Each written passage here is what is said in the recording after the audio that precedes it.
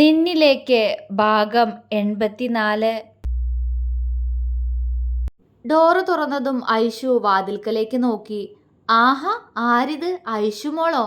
ദേവയാനി പുഞ്ചിരിയോടെ പുറത്തേക്കിറങ്ങി വന്നു. അവൾ അവരെ നോക്കി ഒന്ന് ചിരിക്കാൻ ശ്രമിച്ചു.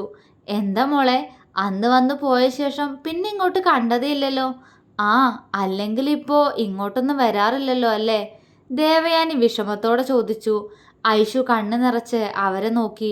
അയ്യോ, കരയല്ലേ, അമ്മ വെറുതെ പറഞ്ഞതല്ലേ. അവർ അവളെ സ്നേഹത്തോടെ തന്നിലേക്ക് ചേർത്തു പിടിച്ചു.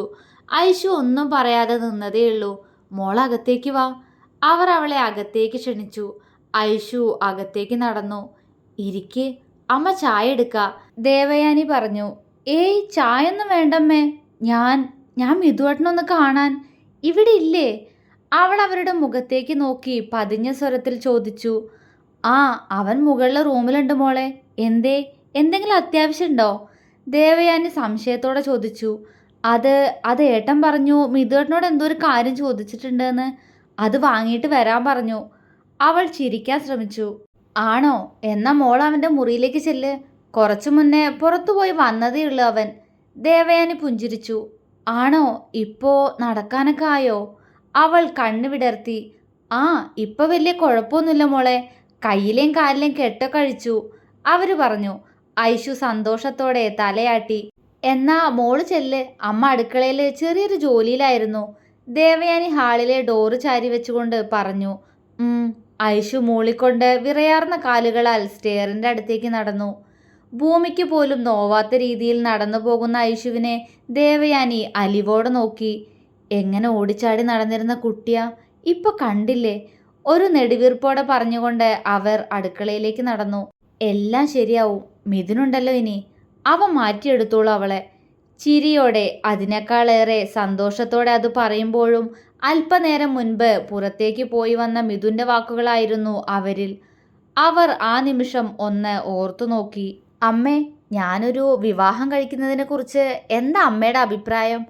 ദേവയാനിയെയും ചേർത്ത് പിടിച്ച് ഹാളിലേക്ക് നടക്കുമ്പോൾ മിഥു ചോദിച്ചു. ദേവയാനി തിളങ്ങുന്ന കണ്ണുകളോടെ അവനെ നോക്കി. ശരിക്കും?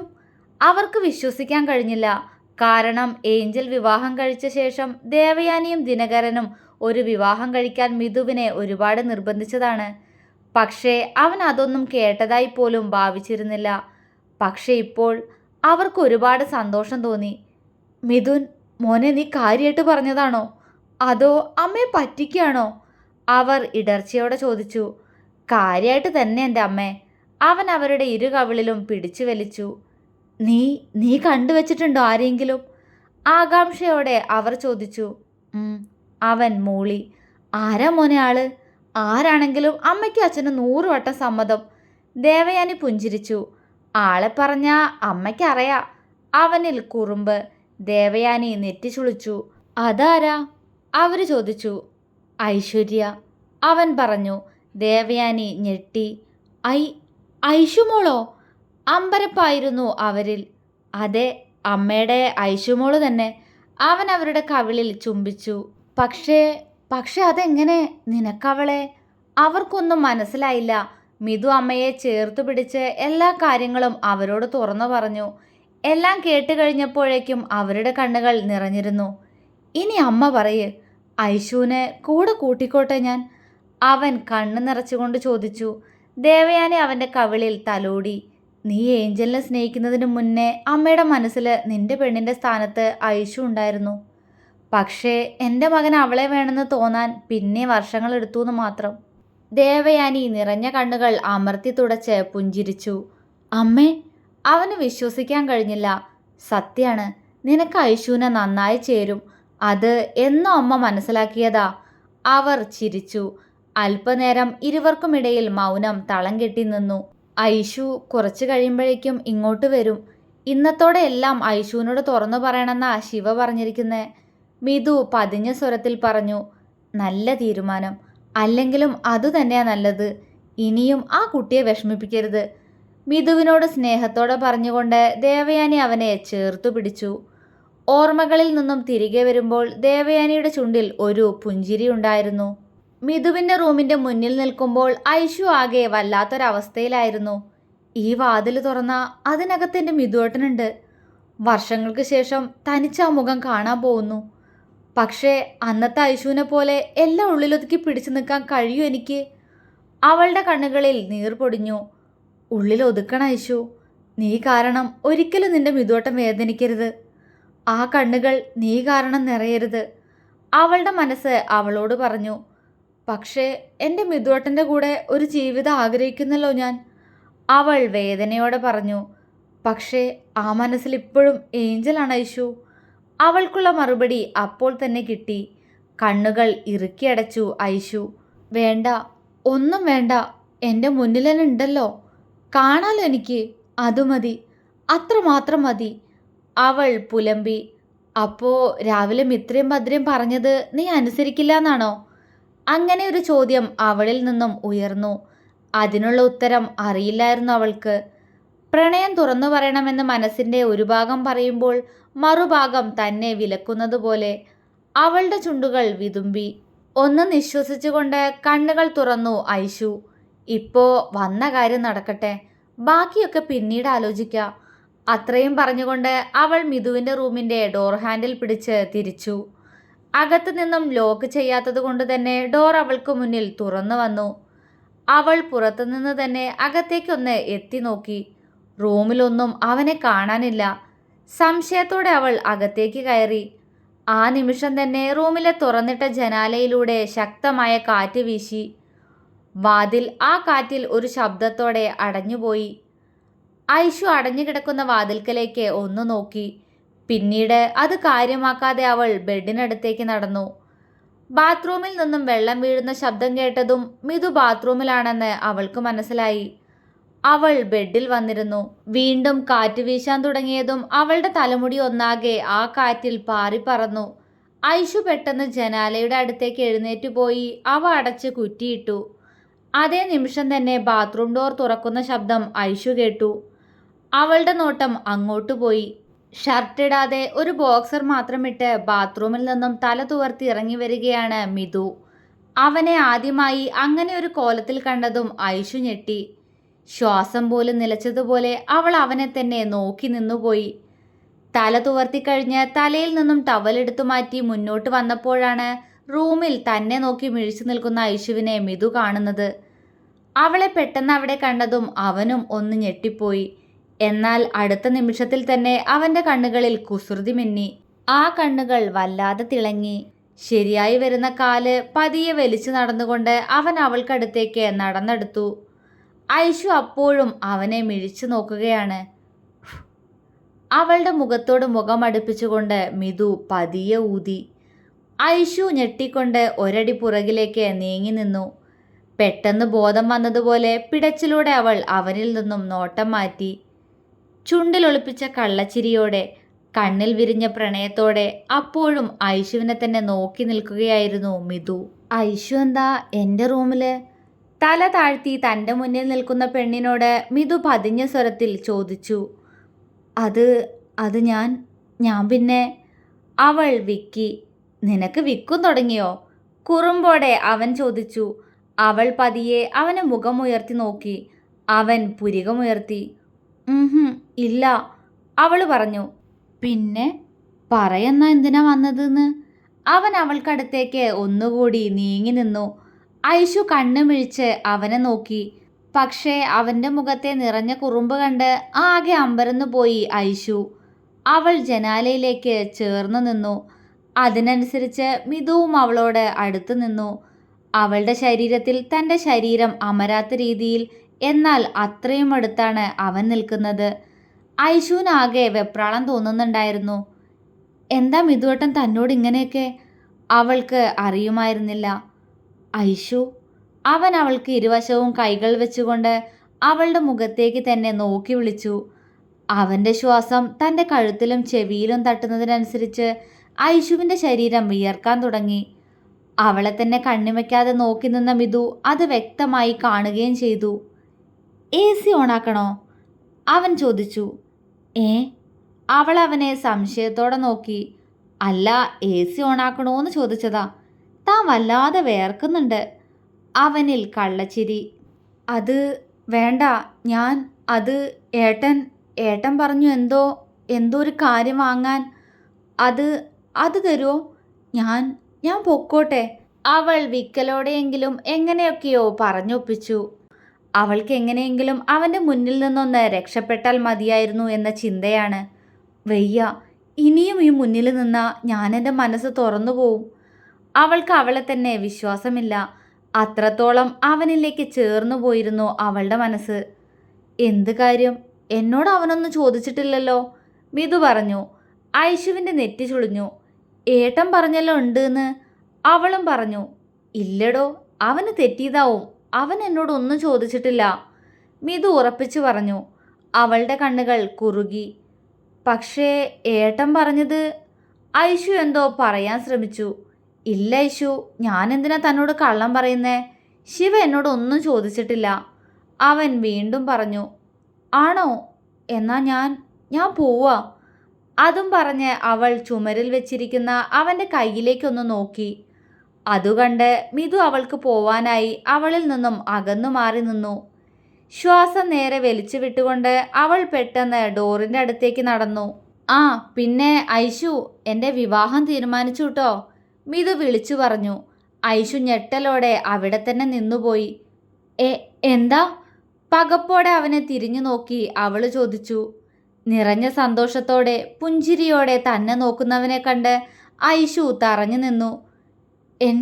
എൻ്റെ മിതുവേട്ടൻ്റെ വിവാഹോ? അപ്പോ ഞാനോ? ഐഷു കാത്തിരിക്കുമല്ലായിരുന്നോ? അവളുടെ ഉള്ളം അലറിക്കരഞ്ഞു. കണ്ണുകൾ നിറഞ്ഞു വന്നു. അത് കണ്ട് വേദന തോന്നിയെങ്കിലും മിതു അത് കാര്യമാക്കാത്തതുപോലെ അവൾക്കടുത്തേക്ക് വന്നു. ഐഷു ഡോറിലേക്ക് ചാരി നിന്ന് അപ്പോഴും അവനെ തന്നെ ഉറ്റുനോക്കുകയായിരുന്നു. കണ്ണുനീർ കാഴ്ചയെ മറച്ചതും ഇരു കണ്ണുകളും ഇറുകെ അടച്ചു തുറന്നവൾ തൻ്റെ പ്രിയപ്പെട്ടവനെ നോക്കി. മിതു അവൾക്കടുത്തേക്ക് വന്നു നിന്നതൊന്നും അവൾ അറിഞ്ഞിരുന്നില്ല. ശരീരമാകെ തളർന്നു പോകുന്നതുപോലെ. എന്തിനാ നീ കരയുന്നേ? അത്രമേൽ നേർത്ത സ്വരത്തിൽ മിതു ചോദിച്ചു. ആരാ ആള്? അവള് ചോദിച്ചു. എനിക്കറിയാവുന്നൊരു കുട്ടിയാ. അച്ഛനും അമ്മയ്ക്കും ഒരേ നിർബന്ധം, എന്നെ ഒരു വിവാഹം കഴിച്ചു കാണാൻ. അവർക്കും ആഗ്രഹം കാണില്ലടോ മകനൊരു ദാമ്പത്യ ജീവിതം നയിക്കുന്നത് കാണാൻ. അവൻ പുഞ്ചിരിയോടെയാണ് പറഞ്ഞത്. അതുകൊണ്ട്? അവളുടെ സ്വരം വിറച്ചു. അതുകൊണ്ട് അവരുടെ ഇഷ്ടം പോലെ ഞാൻ വിവാഹത്തിന് സമ്മതിച്ചു. നല്ല കുട്ടിയാ. കുട്ടിയുടെ പേര് പറഞ്ഞപ്പോൾ അവർക്കും സമ്മതം. നല്ല കുട്ടിയാണെന്ന് പറഞ്ഞ് അവർ ഫുൾ മാർക്കും തന്നു. അവൻ അവളുടെ കണ്ണുകളിലേക്ക് തന്നെ നോക്കി. ഐഷുവിൻ്റെ ചുണ്ടുകൾ വിറപൂണ്ടു. ഒന്ന് അലറിക്കരയാൻ തോന്നിപ്പോയി അവൾക്ക്. സഹിക്കാൻ കഴിയാത്ത വേദന. മിതുവേട്ടന് എൻ്റെ അല്ലേ?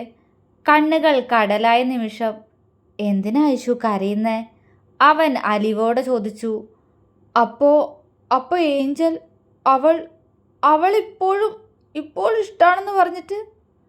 അവൾ തേങ്ങിക്കൊണ്ട് ചോദിച്ചു. ഇഷ്ടമാണല്ലോ. അവൾ എന്നും ഈ നെഞ്ചിലുണ്ടാവും. എൻ്റെ പ്രണയിനിയായിട്ടല്ല, ഒരു സുഹൃത്തായി. അവൾ മറ്റൊരുത്തൻ്റേതെന്ന് അറിഞ്ഞപ്പോൾ മുതൽ അവൾക്ക് ആ സ്ഥാനം മാത്രം എൻ്റെ ഉള്ളിൽ. എങ്കിലും എൻ്റെ ആദ്യ പ്രണയല്ലേ, അവൾ അവിടെ തന്നെ ഇരിക്കട്ടെന്നേ, അവൻ പുഞ്ചിരിയോടെ പറഞ്ഞു. ഐഷു അവനിൽ നിന്നും മുഖം തിരിച്ചു. വേറൊരു വിവാഹം വേണ്ടാന്നായിരുന്നില്ലേ തീരുമാനം? തേങ്ങലോടെ അവൾ ചോദിച്ചു. അങ്ങനെ ആയിരുന്നില്ല ഐഷു. ഒരു വിവാഹത്തിന് ഞാൻ ഒരുക്കായിരുന്നില്ല എന്നുള്ളത് സത്യ. പക്ഷെ ഇപ്പോൾ എൻ്റെ മനസ്സ് ഒരാളെ കൂടെ കൂട്ടാൻ പൂർണ്ണമായിട്ട് ഒരുക്കാണ്, അവൻ പറഞ്ഞു. ആരാള്? ഡോക്ടറാണോ? കൂടെ ഹോസ്പിറ്റലിൽ വർക്ക് ചെയ്യുന്നതാണോ? വാടി തളർന്ന കണ്ണുകൾ കൊണ്ട് അവനെ നോക്കി അവൾ. മിഥുൻ അവളെ വാരി പുണരാൻ തോന്നിപ്പോയി. എങ്കിലും സ്വയം നിയന്ത്രിച്ചു അവൻ. ഇനിയും ഈ ഒളിച്ചുകളി തുടരാനാവില്ല. അല്ല, ഡോക്ടറൊന്നല്ല, ഒരു സാധാ പെൺകുട്ടി. ഇപ്പോൾ അവരുടെ ബിസിനസ്സൊക്കെ നോക്കി നടത്തുന്നത് അവളും ചേർന്നാ, അവൻ പറഞ്ഞു. മിതുവേട്ടൻ എന്താ കുട്ടിയോട്? അറേഞ്ച്ഡ് മാരേജ് ആണോ? അവനെ നോക്കി വേദനയോടെ അവൾ ചോദിച്ചു. അല്ല ഐഷു, അവൾക്ക് എന്നോട് പ്രണയമായിരുന്നു. എനിക്ക് വേണ്ടി കാത്തിരിക്കുക വർഷങ്ങളായിട്ട്. ഇപ്പോൾ ഞാനും അവളെ ഒരുപാട് വേണ്ട. അവൻ അത്രയും പറഞ്ഞപ്പോഴേക്കും ചെവി രണ്ടും പൊത്തിപ്പിടിച്ച് അവൾ അലറി. മിതു ഞെട്ടി. ഐഷു, അവൻ വിളിച്ചു. പ്രണയാണെന്ന് പറയല്ലേ മിതുവേട്ടാ. എനിക്ക് സഹിക്കാൻ കഴിയില്ല. മരിച്ചു മരിച്ചു പോവും ഐഷു.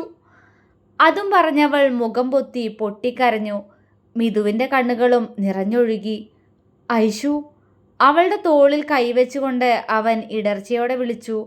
അവൾ കണ്ണ് നിറച്ച് അവനെ നോക്കി. പ്രണയാണെന്ന് പറയില്ലേ. എനിക്കത് കേൾക്കാൻ വയ്യ മിതുവേട്ടാ. എന്നെ കാണുന്നില്ലേ മിതുവേട്ടാ? ഒരിക്കലെങ്കിലും ഐഷുവിനെ മനസ്സിലാക്കാൻ ശ്രമിക്കായിരുന്നില്ലേ? അവൾ പദം പറഞ്ഞ് കരഞ്ഞു. ഐഷു, നീ ഇതെന്തൊക്കെയാടാ? അവൻ വേദനയോടെ ചോദിച്ചു. ഐശ്വര്യയ്ക്ക് ആദ്യമായിട്ട് പ്രണയം തോന്നിയത് അത് നിങ്ങളോടാ മിതുവേട്ടാ. കാത്തിരിക്കായിരുന്നു ഞാൻ ഇത്രയും വർഷം.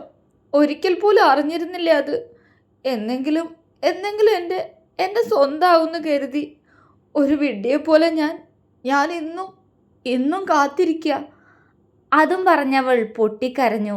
മിതുവും കരയുക തന്നെയായിരുന്നു. അവളിൽ നിന്നും ഒരിക്കൽ സത്യയുടെ മുന്നിൽ വെച്ചറിഞ്ഞ പ്രണയം വീണ്ടും അവൾ തൻ്റെ മുഖത്ത് നോക്കി പറഞ്ഞതും അവനുമാകെ തളർന്നു പോയിരുന്നു. ഐഷു. അവൻ അവളുടെ മുഖം പൊത്തിപ്പിടിച്ച കൈ ബലമായി പിടിച്ചു മാറ്റി. എന്നെ വിവാഹം കഴിക്കുമോ മിതുവേട്ടാ? എനിക്കറിയാം എന്നെ അങ്ങനെ കാണാൻ മിതുവേട്ടന് കഴിയില്ലാന്ന്.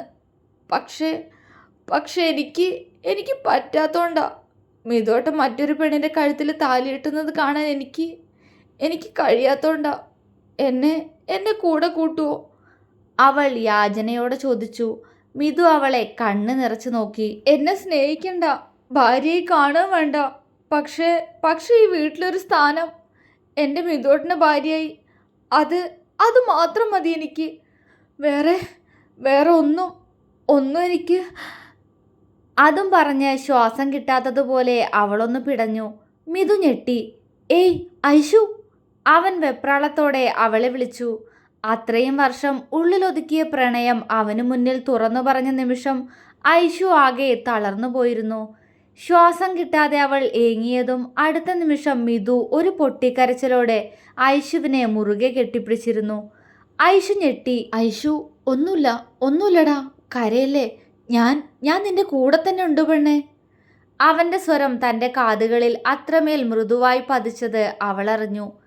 അടുത്ത നിമിഷം മിതുവിൻ്റെ ചുണ്ടുകൾ ഐഷുവിൻ്റെ ചെവിയിൽ അമർന്നു.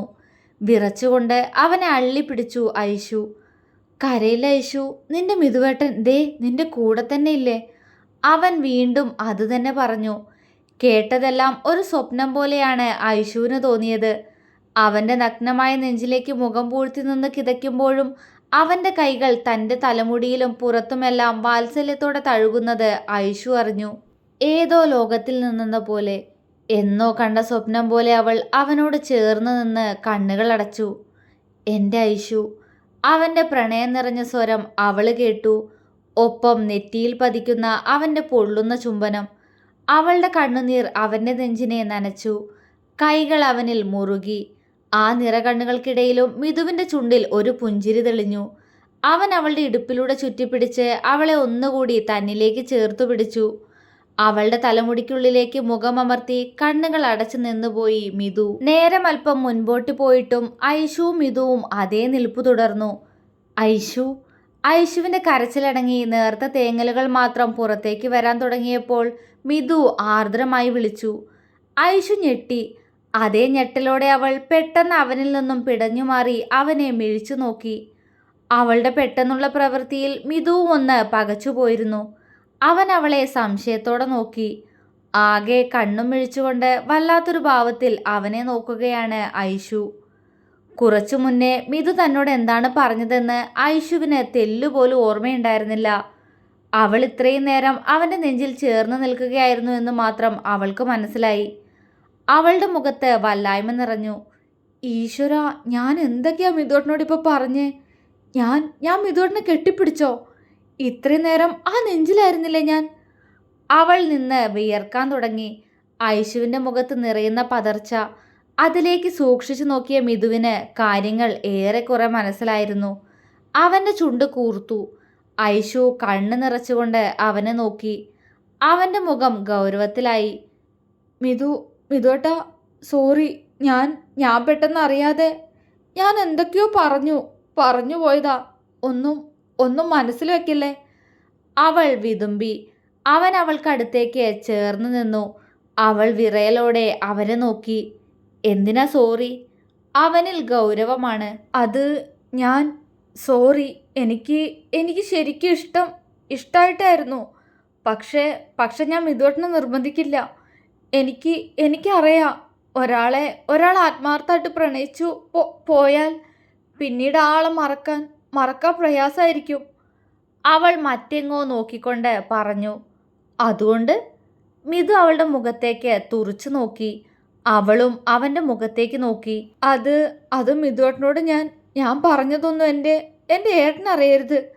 ഏട്ടന് സങ്കടാവും. മിതുവേട്ടന് ഇഷ്ടമുള്ള കുട്ടിയെ വിവാഹം കഴിച്ചിട്ട് സന്തോഷമായിട്ട് കഴിയണം.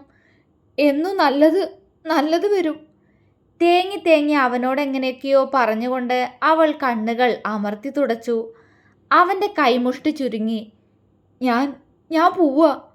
അവൻ്റെ മുന്നിൽ നിന്നും ഓടിയൊളിക്കാൻ വേണ്ടി അവൾ പറഞ്ഞു. വെയ്യ, ഇനിയും ഈ മുന്നിൽ നിൽക്കാൻ. ഒന്നും വേണ്ടായിരുന്നു. അവൾ പെട്ടെന്ന് അവൻ്റെ മുന്നിൽ നിന്നും പിടഞ്ഞു മാറി ഡോർ ഹാൻഡിൽ പിടിച്ചു. പക്ഷെ പെട്ടെന്ന് ആ കൈകൾക്ക് മുകളിൽ അവൻ്റെ കൈകൾ അമർന്നു. ഞെട്ടലോടെ ഐഷു അവന് നേരെ തിരിഞ്ഞു നിൽക്കാൻ ഒരുങ്ങും മുന്നേ മിതു അവളുടെ കയ്യിൽ പിടിച്ചുകൊണ്ട് തന്നെ അവളെ വലിച്ച് അവൻ്റെ നെഞ്ചിലേക്കിട്ടു. ഐഷു അവനെ പകപ്പോടെ നോക്കി. മിതു അവളുടെ ഇടുപ്പിലൂടെ കൈ ചുറ്റി അവളുടെ ശരീരം അങ്ങനെ തന്നെ ചുമരിലേക്ക് ചേർത്ത് വെച്ചു. മിതുവേട്ടാ. പകച്ച അവളുടെ സ്വരം. നിന്റെ ഉള്ളറിയിലെ മൊത്തം പോയിന്ന് തോന്നുന്നു. അല്പം മുന്നേ എന്നോട് പറഞ്ഞതും ചെയ്തതും ഞാൻ പറഞ്ഞതും ഒന്നും നിനക്ക് ഓർമ്മയില്ല. അതുകൊണ്ട് അതൊന്ന് ഓർമ്മിപ്പിച്ച് കളയാ. മിതുവിൻ്റെ ശബ്ദത്തിൽ എന്തോ ഒരു മാറ്റം. ഐഷു അവനെ മിഴിച്ചു നോക്കുമ്പോഴേക്കും മിതു അവളുടെ താടിത്തുമ്പിൽ പിടിച്ച് അവളുടെ മുഖമുയർത്തി. അവൾക്ക് ഒന്ന് ചിന്തിക്കാൻ കഴിയും മുന്നേ മിതു അവളുടെ ചുണ്ടുകളിലേക്ക് താഴ്ന്നു വന്ന് അവിടെ അവൻ്റെ ചുണ്ടുകൾ അമർത്തി വെച്ചു കഴിഞ്ഞിരുന്നു. വിറച്ചുപോയി രണ്ടുപേരും. ഐഷുവിൻ്റെ കണ്ണുകൾ മിഴിഞ്ഞു. പക്ഷേ ഇടുപ്പിൽ മുറുകുന്ന അവൻ്റെ കരങ്ങൾ, ചുണ്ടിലറിയുന്ന ചൂട്. തളർന്നുപോയി ഐഷു. തുടരും.